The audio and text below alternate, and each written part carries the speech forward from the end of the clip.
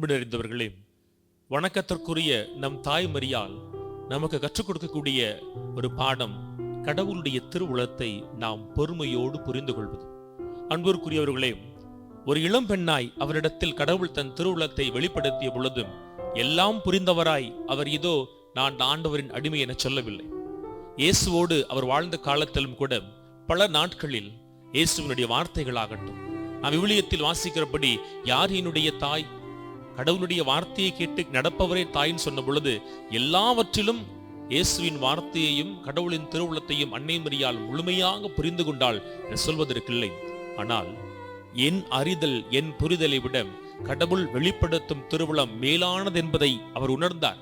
ஆகவேதான் தன் வாழ்நாள் முழுமைக்கும் தான் கேட்டதை அவர் தனக்குள் தன் மனதிற்குள் இருத்தி சிந்தித்து அவர் அசை போட்டார். அந்த அசை போட்டதன் விளைவுதான் அவர் இயேசுடைய கல்வாரி பயணமுறை கடவுளின் திருவுளத்திற்காய் தன்னை கையெழுத்ததன் மிகப்பெரிய காரணமாய் மாறியது. ஆகவே நம்முடைய மிக பரபரப்பான வாழ்க்கை ஓட்டத்தில் அன்னை மரியாளைப் போல நாம் நேரம் எடுத்தும் பொறுமையாய் ஆழமாய் கடவுளுடைய திருவுளத்தை புரிந்து கொள்ள முயல்வோம். நம்முடைய முயற்சியில் நம் தாய் மரியாளும் கரம் கோர்ப்பாராக.